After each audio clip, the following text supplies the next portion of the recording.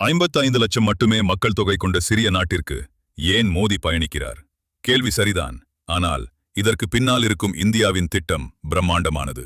இந்தியாவின் வர்த்தகம், பாதுகாப்பு, தொழில்நுட்பம் என பல முக்கியமான விஷயங்கள் இருக்கின்றன. தற்போது பிரதமர் மோடி சென்றிருக்கும் நாடுதான் ஸ்லோவாக்கியா. பலரும் இந்த நாட்டின் பெயரை முதல் முறையாக கேட்கலாம். ஆனால் ஐரோப்பாவின் மையப்பகுதியில் இருக்கும் இந்த நாடு இந்தியாவுக்கு எதிர்காலத்தில் முக்கியமான கூட்டாளியாக மாறக்கூடிய வாய்ப்பு இருக்கிறது. சுமார் 55 லட்சம் மக்கள் மட்டுமே வாழும் சிறிய நாடு இது. ஆனால் உலகின் பெரிய கார் உற்பத்தி மையங்களில் ஒன்றாக அறியப்படுகிறது.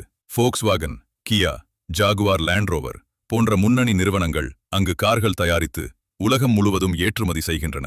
அதனால்தான் இந்த நாட்டை சிலர் ஐரோப்பாவின் கார் தொழிற்சாலை என்றும் அழைக்கிறார்கள்.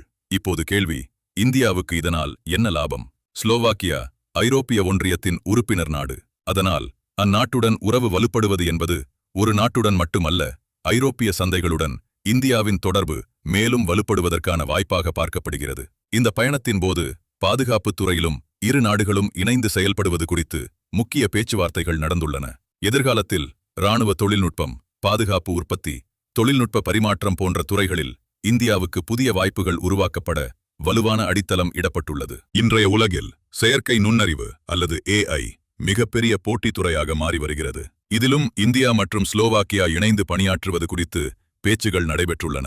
AI, சைபர் பாதுகாப்பு, மேம்பட்ட உற்பத்தி தொழில்நுட்பங்கள் போன்ற துறைகளில் இந்த கூட்டணி எதிர்காலத்தில் முக்கிய பங்கு வகிக்கும். ஐரோப்பிய நாடுகளில் தற்போது திறமையான பணியாளர்களுக்கான தேவை அதிகரித்து வருகிறது.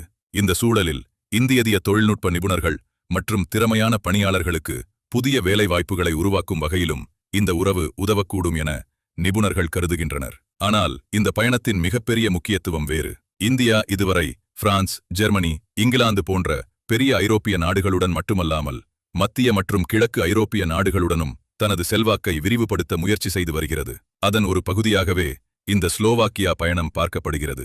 அதாவது இது வெறும் வெளிநாட்டு சுற்றுப்பயணம் அல்ல.